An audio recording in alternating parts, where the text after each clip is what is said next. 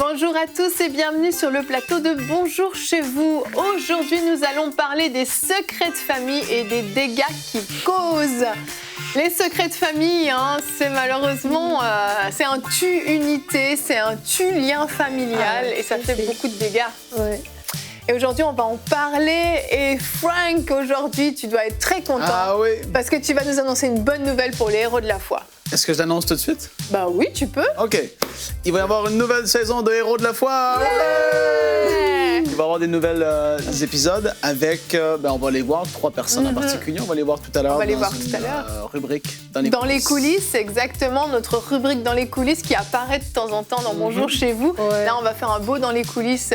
On va revenir un petit peu sur même le succès de la première saison des Héros de la foi. Puis on va voir la sortie de cette deuxième demain. Je le dis déjà, au cas où les gens ne suivent pas l'émission en entier, qu'ils le jeudi sachent. soir À 20h30. 20h30. Exactement. Tous les jeudis soirs à 20h30, un nouvel épisode qui sort. Et on en parlera tout à l'heure. Et Jonathan, tu vas répondre à une question. Donc, Pasteur, j'ai une question parce que tu es notre docteur de la parole. J'aime bien te donner ça.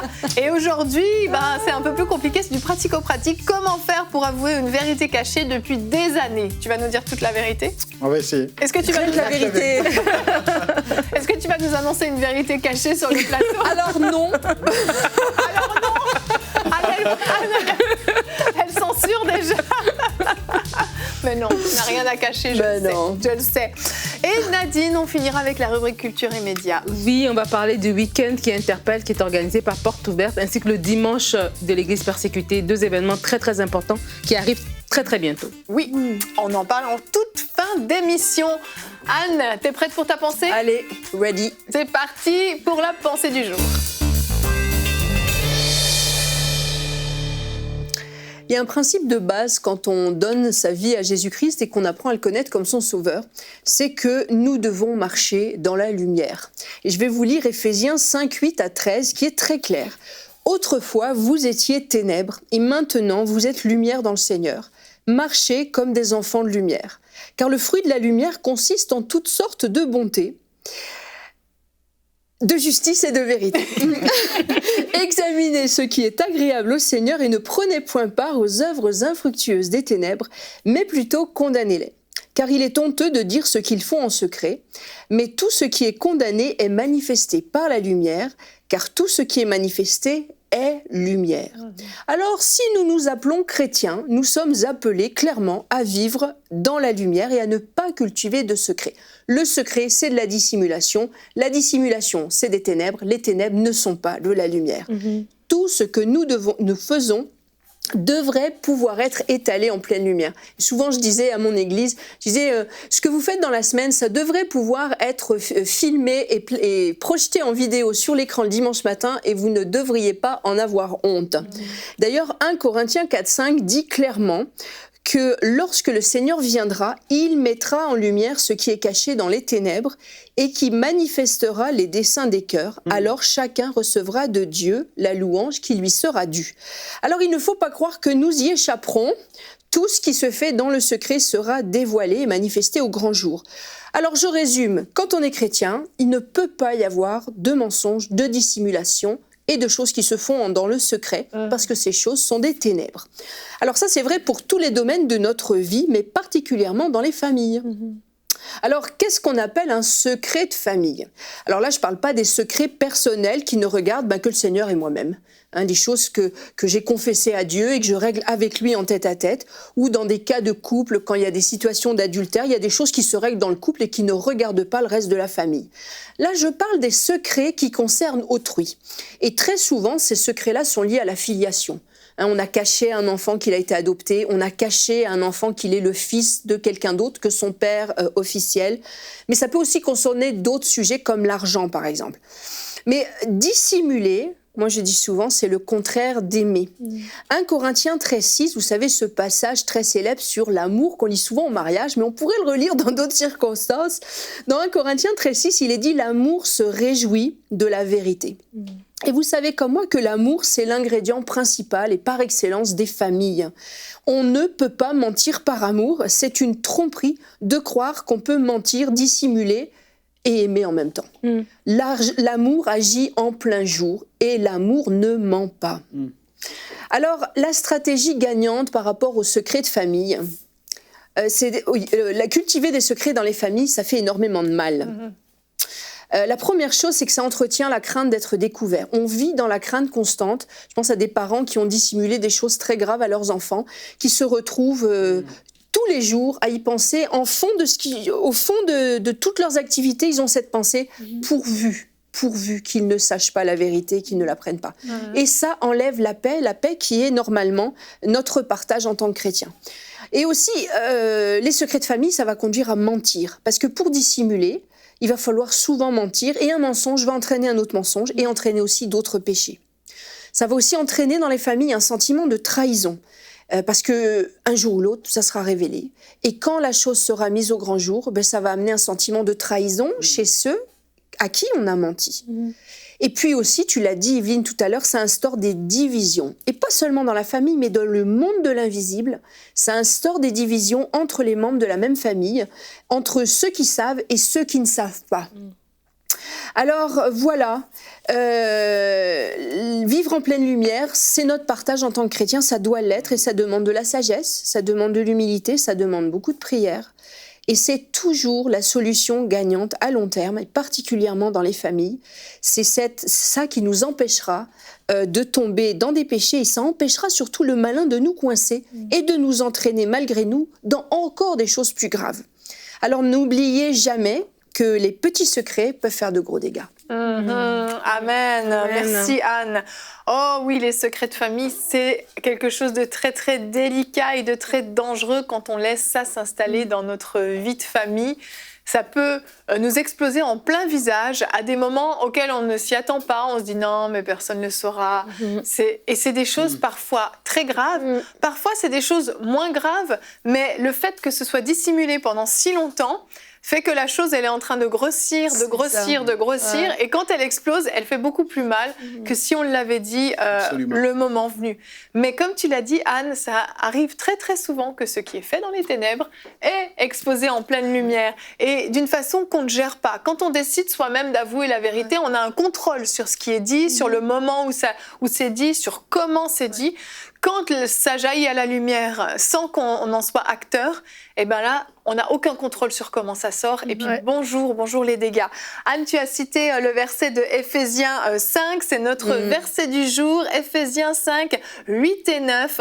Marchez comme des enfants de lumière, car le fruit de la lumière consiste en toutes sortes de bonté, de justice et de vérité. On doit marcher dans la lumière. Ce n'est pas une option, c'est pas juste le dimanche à l'église ou de temps en temps, mais on doit le faire au quotidien. Oui. Mais il y a une tentation quand il se passe quelque chose qui est une situation embarrassante, parfois difficile, ça peut paraître une solution de facilité de mentir, de dissimuler. Ça va rendre les choses tellement plus faciles. Et on pense, et je l'ai dit dans ma pensée tout à l'heure, on pense à tort que c'est un geste d'amour que de ne pas le dire. Mais ça va être bien pire quand ça va être dévoilé. Et je pense qu'il y a vraiment il faut sauter de la tête que ça sera la solution de mentir ou de dissimuler. Quand on est chrétien, on a tout à gagner, même quand on n'est pas chrétien d'ailleurs. D'une manière générale, l'humain a tout à gagner à marcher dans la vérité. Et l'idéal, c'est de laisser le moins de temps possible entre la situation embarrassante et le dévoilement de la situation. Je pense par exemple à un enfant que vous avez adopté, c'est souvent les spécialistes de l'enfance le disent, il vaut mieux le dire assez tôt à l'enfant pour qu'il s'habitue à cette idée-là, plutôt que d'attendre qu'il ait 15 ans pour d'un seul coup découvrir, ou pire encore, il se marie, il a besoin de son extrait de naissance et puis il voit qu'il n'est pas le fils naturel de ses parents. Donc c'est un gros sentiment de trahison qu'on peut éviter en habituant l'enfant très petit à cette réalité que tu sais, ton papa, on est ta maman. Là, il y a des façons de le présenter selon la situation. Quand il y a des situations, toutes sortes de situations qui peuvent donner lieu à des secrets de famille, on a toujours intérêt à le dire le plus tôt possible. C'est là que ça fera le moins de dégâts. Et comme tu disais, les choses grossissent avec le temps. Mais surtout, c'est que ça nous amène à d'autres mensonges. Et plus on est emberlificoté dans les mensonges, plus ça sera difficile d'avouer la vérité. Et la vérité, et ça on le sait parce que dans toute la Bible nous le présente comme ça, la vérité c'est un bouclier. C'est un bouclier qui nous protège déjà, qui protège notre confiance mutuelle, mais bien au-delà, je l'ai dit dans ma pensée tout à l'heure, c'est un bouclier dans l'invisible. Parce que ça empêche l'ennemi de venir s'infiltrer dans nos vies et ça l'empêche d'avoir un bras de levier pour nous nuire. Voilà. La vérité est un bouclier. C'est pas parce qu'on a une auréole sur la tête qu'on dit la vérité, qu'on est des bons enfants bien sages, qu'on ne dit jamais de mensonges. C'est parce que ça nous protège. Parce que c'est un bouclier dans l'invisible. On empêche littéralement le malin de venir ruiner, puis mettre, vous savez, comme dans les arbres, des coins. On met des coins qui vont abattre l'arbre après. Ça empêche l'ennemi de venir placer ses coins dans nos vies. Et on est protégé dans l'invisible par la vérité. Oui, c'est vrai. Il n'y a rien de pire que de vivre avec une conscience qui n'est pas tranquille, qui n'est pas pure, que tu sais que tu as quelque chose à avouer. Ça, c'est épouvantable. Et qu'est-ce que tu dis, Anne? Le fait qu'on va ajouter, c'est ça. Et c'est une réalité. Un mensonge va conduire à un autre, et tu te retrouves pris dans un tas de mensonges comme ça, et ça va blesser tellement plus de gens par la suite. Il faut régler ça. On est clair là-dessus, il faut le régler dès que tu peux. Dès que quelque chose te fait de mal, il faut le régler. Un problème de famille, même si ça dure longtemps, tu dirais, mais ça fait 8 ans, c'est arrivé. Mais tu sens que ça cause encore des frictions. Tu sens que c'est encore là dans la tête des gens, dans l'arrière-pensée. Règle ces choses. Il n'y a rien de plus important que de faire ça, pour moi en tout cas, parce que moi, je déteste vivre avec dans la tête, est-ce qu'il est blessé par rapport à ça? Est-ce que tu as des remords, tu as une conviction qui vient? Il faut régler ça tout court. Une fois pour tout, il ne faut vraiment pas jouer avec. Mais c'est sûr que on n'est pas des kamikazes non plus. Non. Dire la vérité, c'est pas non plus être brut de décoffrage, arriver puis te lancer. Il y a des vérités qui sont douloureuses, qui seront encore plus si on attend, mais elles sont douloureuses maintenant. Et il va falloir de la sagesse, il va falloir peut-être d'être conseillé. Jonathan nous le dira dans la rubrique. Pasteur, j'ai une question. Oui, je pense que j'étais sur son territoire. Mais il y a de la sagesse à avoir. On ne va pas agir avec légèreté sous prétexte d'agir dans la vérité. Il y a des gens qui, sous prétexte de vivre dans la vérité, sont très cash et vont t'envoyer par la tête toutes sortes d'affaires et qui te laissent blessé. Donc, il y a quand même une façon de faire que Jonathan abordera tout à l'heure. Il faut être sage et on peut se faire conseiller. Tu parlais d'adoption tout à l'heure, ça m'a fait penser à une amie à moi quand j'étais en Suisse. Ça fait des années, on a grandi ensemble, etc. Et à l'adolescence, elle a appris que sa mère avait été adoptée. Et en fait, sa maman n'avait jamais trouvé utile de le mentionner parce que sa maman le savait, c'était pas un secret, mais c'est juste que ça n'avait jamais été dit. C'est comme, on se dit, c'est pas important, au fond, ça change rien. Sauf que elle vivait en Suisse. En Suisse, on est quand même plutôt blanc de peau, puis elle avait un teint, elle bronzait très très vite et tout le monde lui disait toujours, non mais toi t'es espagnole, t'es italienne, tout le monde lui donnait tout un tas. Puis non, moi je suis 100% suisse et tout. Et à l'âge de, je sais plus, 15-16 ans, elle apprend que sa mère a été adoptée, mais ça a semé un trouble intérieur dans sa vie, gigantesque, perte d'identité, elle se retrouvait plus dans sa famille, elle se dit, si on m'a caché ça, est-ce qu'on m'a caché autre chose? Et puis un désir de connaître tes racines finalement, en tout cas ça l'a vraiment affectée et c'était malheureux en fait, parce que parfois il y a des secrets aussi qu'on ne prend pas la peine de dire parce qu'on estime que c'est pas la peine de reparler de ça. On va pas en reparler. Je dis pas qu'il faut reparler des trucs douloureux toutes les semaines, absolument pas. Mais s'il y a des choses qui sont nécessaires d'être dites, qui peuvent concerner quelqu'un d'autre, un autre membre de la famille, et que lui n'a pas été au courant, faut qu'il le sache. Je sais pas, même une demande en mariage dans la famille, quelque chose, des fois on se cache des choses, n'en parle surtout pas à maman, ou n'en parle surtout pas à ma sœur, à mon frère, une promotion, n'importe quoi, ça peut être des choses plus petites qu'une histoire d'abus ou autre, mais il faut vraiment se dire, qu'est-ce que ça peut générer quand la personne va la prendre de la mauvaise manière, qu'est-ce que ça va créer en elle? Ouais. Et la famille est au cœur de Dieu. Et la famille, c'est le plan de Dieu, que la famille soit unie, que la famille soit épanouie. Oui. Et les secrets, en fait, ce qui arrive, c'est que quand on a un secret dans une famille, Anne l'a dit tellement bien, elle a dit que l'amour ne dissimule pas. Et des fois, on veut dissimuler parce qu'on pense qu'on aime, mais c'est le contraire. Et vraiment de dire que si je cache pour bien faire, tu vois, je ne veux pas dire à l'enfant, par exemple, que son père, c'est son oncle, peu importe. Des fois, il y a des familles qui ont récupéré l'enfant quand il était petit. Oui. Par exemple, en Afrique, dans ce contexte-là, il n'y a pas de papier. Oui. Donc, ça n'a pas été enregistré. Mais bon, l'enfant a grandi chez sa grande sœur, en fait. Et à cause de l'écart d'âge, il a toujours cru que sa grande sœur, c'était sa mère. Mais en fait, c'était sa grande sœur. Et puis, comme c'est dans la famille, l'enfant est bien traité. On ne pense pas qu'on doit le dire. Ouais. Et des fois, on se dit, ben là, maintenant, le dire va créer plus de dommages. Comme par exemple, dans le cas de ton ami, elle va se dire, bon, est-ce que c'est vraiment, on m'a aimé? Qu'est-ce que d'autres choses on m'a caché? Mais en fait, je pense que c'est l'ennemi qui va toujours nous faire croire que si on dit la vérité, on va se mettre dans le trouble, on va créer plus de dégâts. Mais vraiment, si on ne dit pas la vérité, c'est là qu'on va créer plus de dégâts. Si la personne l'apprend différemment, elle va l'interpréter différemment. Elle va pas comprendre qu'en fait, c'est parce que je t'aimais tellement que j'ai voulu te prendre avec moi, ou elle va le comprendre différemment. Et c'est vraiment important parce que des fois, surtout dans des grandes familles, le pasteur Jonathan va en parler, mais des secrets, c'est vrai que ça fait des dégâts. Mais vaut mieux. Il y a beaucoup de choses. C'est pas au courant. T'as 5 minutes, je vais juste te le rappeler. Mais quand on parle de dégâts et quand on parle de famille, des fois la famille a déjà plein d'éléments qui sont compliqués à gérer et des fois on ne veut pas dire ces choses-là. Pourquoi? Pour ne pas encore créer d'autres. Mais comme tu as dit, Dieu marche dans la lumière et la vérité qu'on va dire est un bouclier. Ça va nous protéger de bien d'autres choses encore plus loin sur le chemin de la vie. Donc c'est vraiment important, avec l'aide du Saint-Esprit, avec la sagesse de Dieu, en disant Seigneur, je veux honorer ta parole. Je n'ai pas envie de raconter ces choses-là pour blesser. C'est parce que je veux honorer ta parole et Dieu se tient derrière sa parole. Il honore ceux qui l'honorent et quand vous allez le dire, votre famille va être plus fortifiée que divisée comme l'ennemi veut vous faire croire. Exactement. Je veux dire, il y a des situations qui sont vraiment abracadabrantes, c'est-à-dire que la seule personne concernée ne sait pas. Le secret est gardé autour d'elle, mais tout le reste de la famille est au courant. Les oncles, les tantes, les cousins, même les voisins. Je me souviens d'un petit garçon que ma mère avait en classe, il était professeur, puis il avait appris vers 13 ans qui était son père, mais la ville entière savait qui était son père. C'était un agent d'assurance du coin, d'ailleurs il lui ressemblait comme deux gouttes d'eau. Tout le monde savait de qui il était le fils, sauf lui. Oh, quelle horreur. Et je veux dire, non, mais ça, c'est le pire scénario. Et Jonathan, excuse-moi, mais on va devoir passer au pasteur. J'ai une question parce qu'on a une rubrique dans les coulisses qui va arriver. Mais je te donne la parole, tu pourras dire ce que tu voulais dire et répondre à la question en même temps, si tu le veux bien.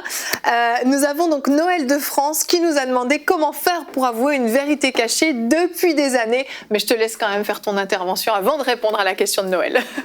Non, je voulais juste te dire qu'on est dans ce titre, les dégâts des secrets de famille. Oui. Et c'est sûr, quand on parle de secrets de famille, ça paraît mignon parce que c'est un petit secret. Mais en fait, il faut remplacer le mot secret par mensonge. Oui. Parce que c'est synonyme dans la circonstance ici. Et donc, il n'y a pas de mensonge mignon ou de petit mensonge. Le mensonge, c'est le mensonge. Et le père du mensonge, c'est le diable. Et nous sommes appelés à marcher dans la vérité. Et il n'y a pas de petit ou de gros mensonge, quoi. Il y a le mensonge, point final. Alors, vous pouvez réafficher la question, on peut y répondre. Cette question. Je dois avouer que la première fois que j'ai lu cette question, je l'ai comprise de travers. Là, j'ai peur. Dans les professeurs, j'ai une question, on se dit, tu vois la question, il la comprend d'une manière... Ça arrive souvent. La question elle est ainsi formulée, comment faire pour avouer une vérité cachée? Et moi, j'ai lu un peu vite, j'ai compris comment faire avouer une vérité. Avec une arme. Avec une arme à la torture. Alors, si quelqu'un doit avouer la vérité, comment faire pour le faire avouer? Mais si c'est caché, on ne sait pas qu'il y a quelque chose de caché à avouer. Alors, on va revenir dans l'autre sens. Quand on sait, alors je te la reformule. Quand on a un mensonge qu'on cache depuis des années ou un secret, comment faire pour l'avouer aux personnes concernées? Alors déjà, il ne faut pas attendre. Comme on l'a dit, une vérité cachée, c'est un mensonge. Et le mensonge, il n'y a pas... Comment dire, quand on commence à mentir, comme Anne l'a dit, avec le temps, ça va s'amplifier. Oui. Et ce qui était un petit mensonge va devenir un gros mensonge. Et ce qui était une petite affaire va devenir une grosse affaire. Et plus vous attendez, plus ça va grossir. Donc, si quelqu'un hésite aujourd'hui en disant comment faire pour avouer, si vous attendez, ça va être plus difficile demain. ça va être plus difficile dans 1 mois, dans 1 an, dans 10 ans que maintenant. Donc déjà, il ne faut pas attendre. S'il y a quelque chose qui doit sortir, le plus tôt ça sort, le mieux c'est. Oui. Maintenant, comment on dit déjà depuis des années. Donc déjà, c'est dommage que ça dure depuis des années. Et c'est peut-être parce que ça fait des années que c'est plus difficile à sortir. Aussi, oui. Un peu comme quand on veut arracher une mauvaise herbe, c'est plus facile quand c'est petit que quand c'est devenu un arbre et que l'on veut arracher. Alors, une tronçonneuse. On prend une tronçonneuse. Ça fait plus mal. Ça fait plus mal. Donc, pour avouer une vérité cachée, ce qui peut bloquer des fois quand quelqu'un a du mal à avouer une vérité cachée, il y a 2 choses. C'est soit une culpabilité, parce qu'on se sent coupable et on a peur du regard des autres si on avoue la vérité. On passe pour quelqu'un de bien et puis on ne veut pas avouer quelque chose qui est caché, une image obscure ou que l'on ne veut pas que les autres voient, ou alors on a peur de blesser. Et dans ces 2 situations, eh bien, il faut, comme on l'a entendu dans la fabuleuse pensée, Oh, ils sont mignons. eh bien, c'est l'amour qui fait toute la différence ici. Parce que si on n'aime pas, on va rester dans le mensonge. Et il faut que ce soit l'amour qui soit déjà le mobile de faire sortir cette vérité. On ne sort pas une vérité parce qu'on veut nuire à quelqu'un. Les journaux d'enquête vont vouloir sortir des vérités pour faire le buzz ou pour nuire ou pour faire du mal ou pour faire chanter. Ici, on n'est pas dans ce mode-là. La vérité doit sortir par amour. Parce que on veut marcher dans la vérité et c'est l'amour qui nous pousse à marcher dans la vérité. L'amour de l'autre, parce qu'on veut bien faire et parce qu'on aime l'autre, on veut lui dire la vérité et on ne veut pas être dans un mode de cachotterie, de mensonge, parce qu'on l'aime. On veut être droit, transparent et honnête. De la même manière, si on cache quelque chose nous concernant, eh bien, on veut être vrai, honnête. Et on va dire la vérité à l'autre par amour de l'autre, mais si c'est quelque chose qui nous concerne, on va le dire justement aussi par amour de l'autre, mais on attend de l'autre, évidemment, un regard compatissant, et non pas de jugement et de reproche. Alors, si on est dans ce mode d'amour, ça va être beaucoup plus facile. Alors, la meilleure préparation, évidemment, c'est dans la prière. Et il n'y a pas... Quelqu'un voulait une technique, il n'y a pas de bonne technique. Il n'y a pas de mauvaise technique. Il ne faut pas tourner autour du pot.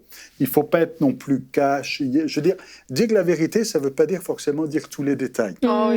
Des fois, s'il y a quelque chose de difficile à dire, ce n'est pas la peine de donner tous les détails. À la rigueur, on peut ouvrir la porte en disant, écoute, voilà, si quelqu'un veut avoir des détails, là vous pouvez, mais c'est pas la peine de donner ce que l'autre ne demande pas. Parce que l'autre des fois a besoin juste de dire voilà ce qui s'est passé et pas forcément, pour prendre une situation d'adultère par exemple, pas forcément d'avoir tous les détails, exactement comment ça s'est passé, où et les circonstances. Non, des fois c'est pas nécessaire. Et il faut donc être dans ce mode de sensibilité, d'amour envers l'autre, de chercher à ne pas blesser, mais que cette vérité, elle doit amener à construire. Alors oui, ça peut choquer, ça peut surprendre, ça peut faire mal sur le coup, mais si on pense construction, eh bien ça va aider. On dit, je dis la vérité pour que ça aille mieux, pour construire dans un sens ou dans l'autre. Alors priez l'esprit est l'esprit de vérité. Amen. Et c'est cet esprit de vérité qui vous conduira dans toute la vérité. Amen. On a présenté un témoignage il y a quelques lundis en arrière, il n'y a pas si longtemps, d'une femme qui justement, après avoir été saisie d'une conviction de péché, a avoué la vérité à son mari. Elle ne précise pas ce que c'était, mais ça avait l'air de quelque chose de très lourd.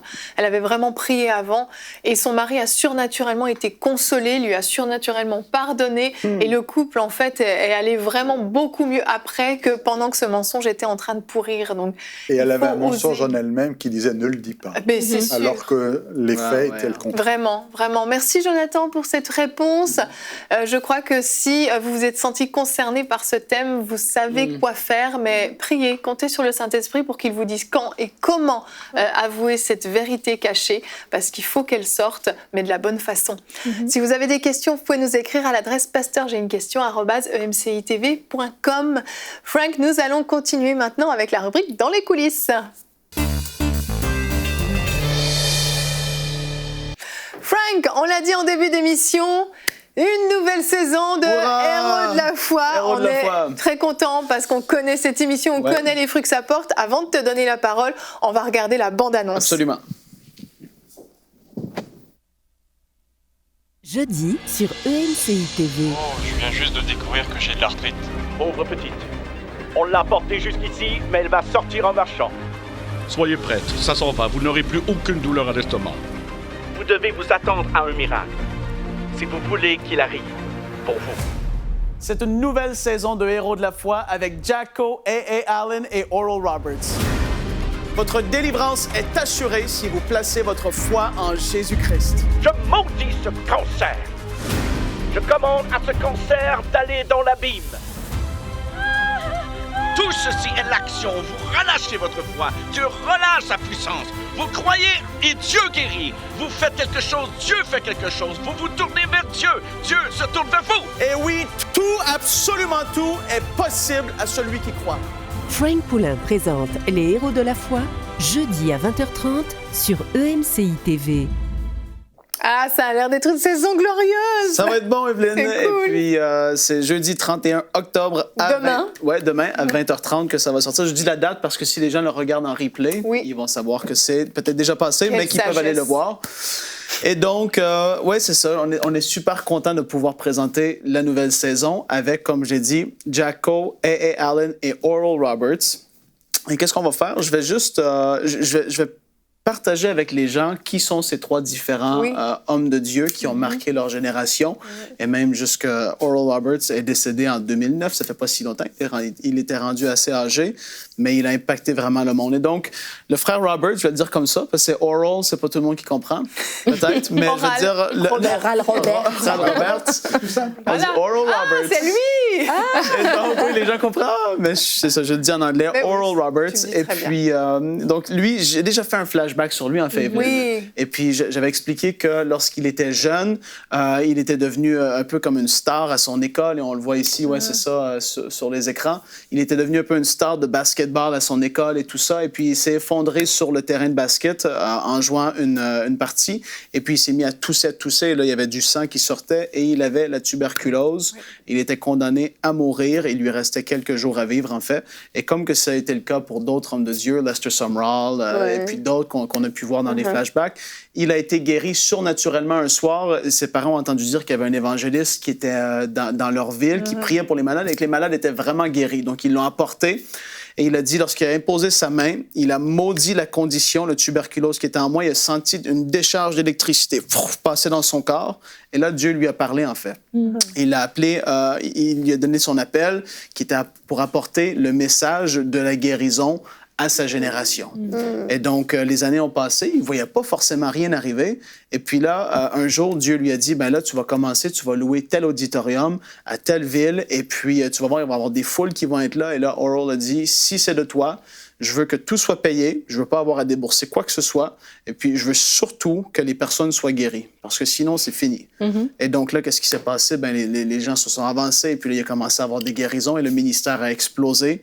Et puis dans les années 50, le frère Roberts a monté son chapiteau partout aux États-Unis, et il était... je ne veux pas dire, il était parmi les premiers de cette vague de guérison de 1947 à peu près 57. Il y a eu comme une décennie où est-ce qu'il y a vraiment eu une forte action du Saint-Esprit dans les chapiteaux, sous les chapiteaux. Et puis, il a été utilisé d'une façon extraordinaire, et beaucoup de témoignages qu'on reçoit de l'émission Héros de la foi viennent au travers même de ces émissions aussi. Les gens sont guéris lorsqu'ils prient pour les gens à la maison. On voit des choses extraordinaires. Et puis, on va regarder un extrait tout de suite d'une guérison lors d'un des Héros de la foi qui va être diffusé très prochainement. Monsieur Fernie Page de Wilson en Caroline du Nord, route 2, membre de l'Église de Dieu, arthrite rhumatoïde. Frère Page, depuis quand avez-vous de l'arthrite rhumatoïde? Depuis environ 9 mois. Frère Page, croyez-vous que le Seigneur peut vous guérir ce soir? Oui.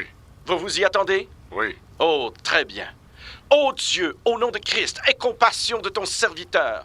Comme au temps de Jésus, guéris et rends-le entier. Guéris et rends-le entier par ta puissance. Levez vos mains, s'il vous plaît. Ouvrez et fermez vos mains. Ouvrez et fermez-les encore. Faites ceci. Serrez ma main. Serrez-la. Oh Dieu, ces nœuds sur ses doigts doivent partir. Enlève-les-lui ce soir par le nom de Christ. Maintenant ça part, maintenant ça part. Prenez ma main et serrez-la. Maintenant vous avez de la force dans vos mains. Celle-ci, oui monsieur. Bougez vos épaules comme ça. Levez vos jambes de haut en bas. Avez-vous encore des raideurs dans votre corps, frère Page? Non. Plus rien du tout? Non. Regardez-moi. Il ne vous reste aucune raideur. Non. Qui a fait ça pour vous? Jésus. Jésus, serrez-moi la main. Dieu vous bénisse. Allez, rentrez et retournez au travail. En son nom. Et bon, tu vois, c'était comme ça. C'est cool. Mais pendant des semaines de temps, et les gens venaient, ils remplissaient son chapiteau à 10 000, 15 000 personnes qui étaient sous le chapiteau des soirs. Les gens revenaient, c'est pas parce qu'il se passait rien, c'est parce que les gens étaient guéris d'une façon extraordinaire. Et lui, Dieu lui avait dit, dans ta main droite, tu vas sentir maintenant une chaleur, et quand tu la sens, tu vas pouvoir détecter et prier, chasser les démons et prier pour les malades aussi. Et donc, lui, quand il sentait une chaleur dans sa main droite, il savait que c'était le temps de commencer à prier pour les gens. Et puis, comme on a vu dans cet extrait, lorsque la personne se fait prier, on voit souvent ça, en fait, lorsqu'il met sa main droite, les gens sentent comme un choc. Et il y avait vraiment quelque chose qui se passait au travers de sa main droite, et les gens étaient guéris comme ça. Et j'ai un témoignage qu'on a reçu d'une femme qui a suivi une des émissions du frère Roberts, qui a un petit enfant d'à peu près 15 mois, et elle nous a écrit, elle a dit que justement, son enfant avait un œil qui louchait. Et puis, dans une des émissions, le frère Roberts prie pour une maman qui avait apporté ses 2 filles qui avaient des problèmes aux yeux. Et la maman, elle, dans notre temps actuel, voit l'émission, elle dit, mais elle prie pour des problèmes de yeux, un œil qui louche et tout. Et puis, voit les petites filles sont guéries dans l'émission. Elle dit, ben moi, je vais le prendre pour ma propre fille. Sa fille faisait dodo, son enfant faisait dodo. Elle a dit, elle a mis ses mains sur ses propres yeux comme point de contact. Elle a dit, je reçois la guérison pour ma fille. Et là, elle s'est mise en accord avec la prière du frère Roberts. Et puis le lendemain matin, elle s'est réveillée et elle dit, et Dieu l'a fait le 3 au matin, à son réveil, j'ai vu la gloire de Dieu, ses yeux sont revenus à la normale, alors je ne peux me taire et je donne gloire à Dieu et rends grâce à Jésus pour tout ce qu'il fait pour nous, que Dieu vous bénisse et bénisse votre émission. Wow. Et tu vois, et puis nous, ben, c'est ça, on voit Dieu agir au travers de l'émission Héros de la foi, beaucoup d'autres guérisons. Et puis le frère Allen, ben, lui est allé sous le chapiteau du frère Roberts, justement, et un soir, et le frère Allen n'avait pas encore son propre chapiteau, mais il a été touché et Dieu lui a parlé pendant qu'il a assisté à une des réunions du frère Roberts. Il était sous le chapiteau au fond et il a dit, on peut le voir, oui, c'est ça à l'écran, il a dit à sa femme, si il est capable de le faire, je peux le faire aussi. Et puis Dieu l'avait appelé à prêcher aussi, à être un évangéliste. Et puis, ben, il a acheté son premier chapiteau, il a commencé à faire des réunions et des choses extraordinaires se sont produites. Je connais des personnes qui ont assisté aux réunions du frère Allen en vrai aussi dans les années 50. Et il disait c'était tellement surnaturel qu'on n'arrivait même pas à le croire, tellement que c'était fort. Il dit les gens, ça se pouvait pas. J'avais jamais vu une dimension de miraculeux comme ça. C'était extraordinaire qu'est-ce qui se produisait pour le frère Allen. Et puis le frère Jacko, qui lui était un homme de foi tellement convaincu de ce que Dieu voulait faire et de ce que Dieu était capable de faire. Il était un homme, on le décrit comme ça, qui avait une foi tenace dans les promesses de Dieu. Il refusait que ça ne fonctionne pas, entre guillemets. Les gens arrivaient, il y avait des personnes qui avaient besoin de guérison, mais ça se manifestait pas, ils lâchaient pas le morceau, tu vas être guéri. Et les gens, bon, ils repartaient guéris. Et vous allez tous pouvoir le regarder dans l'émission Héros de la foi, qui sort demain, justement, à 20h30. Et il va en avoir plusieurs, en tout cas, émissions qui vont être là jusque dans le début de la nouvelle année. Excellent. Ce sera donc disponible sur la chaîne EMCI TV et sur le site emcitv.com pour tous ceux qui veulent suivre en replay sur la chaîne YouTube exactement. Ouais. Merci Frank, merci pour le beau travail que tu fais dans cette émission Héros de la foi. Nous continuons avec la rubrique Culture et Médias.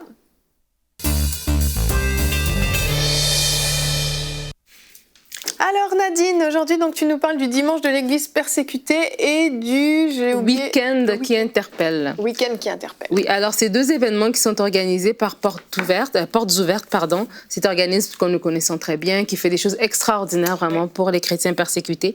Et il y a le dimanche pour l'Église persécutée, mais avant ça, le week-end avant, donc le week-end du 2 au 3 novembre, donc tout de suite là, c'est encore possible de vous inscrire dans la région parisienne à Danemarie-les-Lys. Ils organisent le week-end qui interpelle. En fait, le thème cette année, c'est croire à contre-courant. Et donc, dans l'affiche, vous voyez ici plusieurs pays, l'Inde, la Malaisie, la Colombie, la Chine, l'Irak et Golfe Persique, des régions où les chrétiens sont très, très persécutés. Et dans cet événement, en fait, c'est une occasion pour nous, en tant que chrétiens ici, qui sont peut-être dans des régions où est-ce que la foi est libre, où est-ce qu'on est libre de louer notre Dieu, de vraiment être fortifié et renouvelé dans sa foi et de vraiment se mobiliser pour prier pour nos frères et sœurs dans le Seigneur qui, eux, sont persécutés, qui, eux, risquent vraiment leur vie au péril, justement, de leur croyance en Jésus. Et donc, on a une petite vidéo qu'on va pouvoir vous montrer par rapport au week-end annuel de Portes Ouvertes.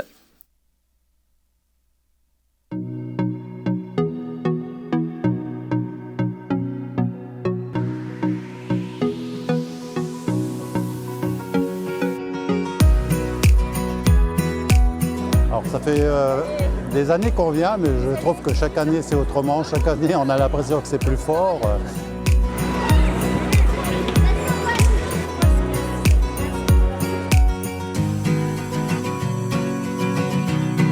On voit vraiment la foi des frères et sœurs dans d'autres pays, mais ça nous remet même en question sur notre foi. Parce que quand on voit ce qu'ils vivent, c'est quelque chose d'immense, c'est vraiment incroyable. Cette foi, mais inébranlable.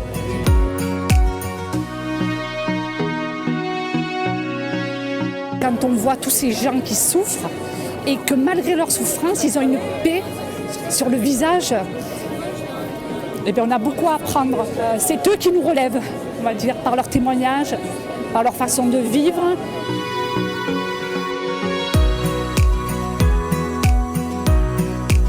Ça nous a vraiment encore montré combien Dieu est un Dieu qui agit, un Dieu puissant. Et donc moi, ça m'a vraiment boosté dans ma vie de prière. Là, j'ai envie de rentrer et de passer du temps devant Dieu pour mes frères et sœurs persécutés.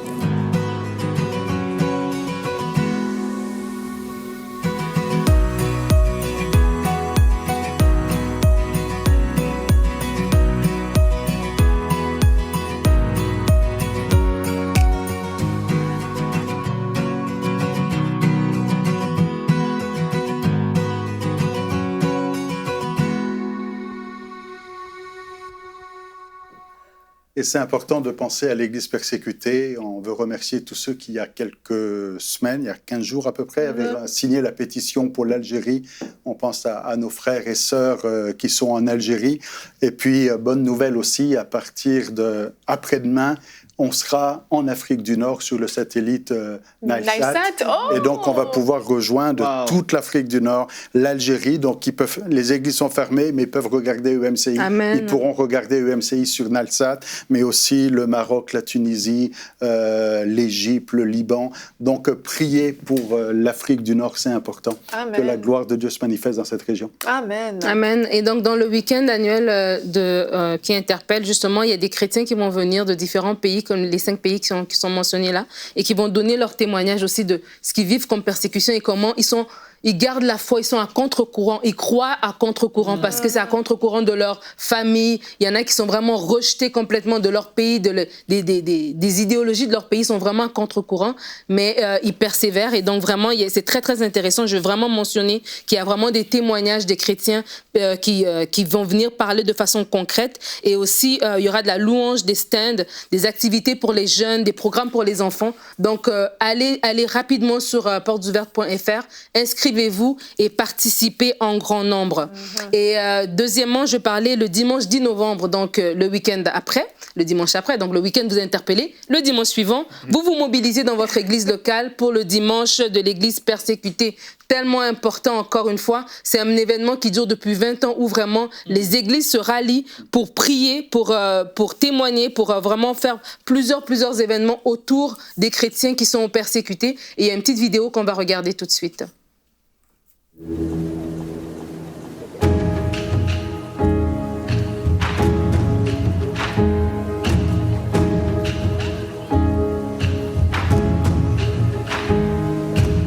Quand nous répondions aux prisonniers que nous étions ici parce que nous sommes chrétiens, ils étaient choqués.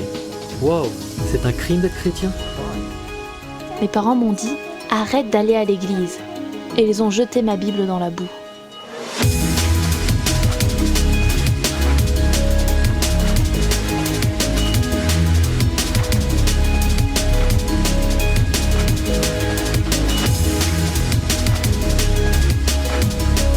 Aujourd'hui, alors que l'Église fait face à un regain de persécution de la part du gouvernement, même si vous voulez vous cacher, vous ne pourrez pas.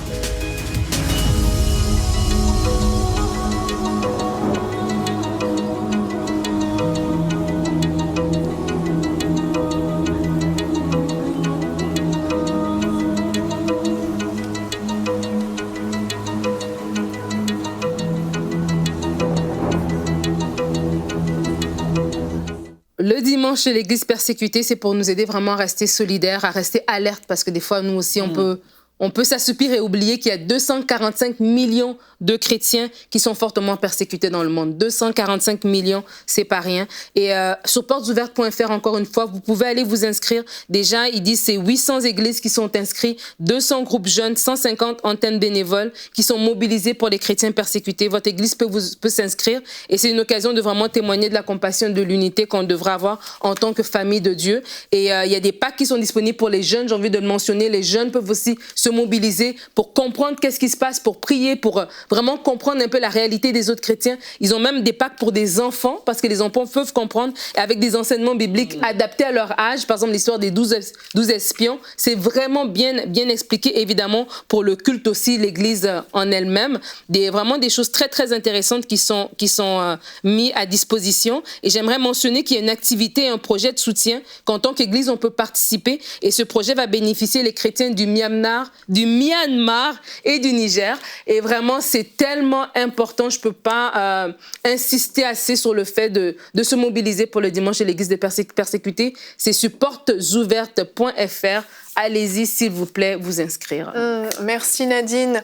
On a déjà parlé plusieurs fois des chrétiens persécutés et à la maison, vous avez peut-être été nombreux à être émus, à être touchés, à pleurer même devant ces histoires de chrétiens qui ont souffert, qui ont été persécutés.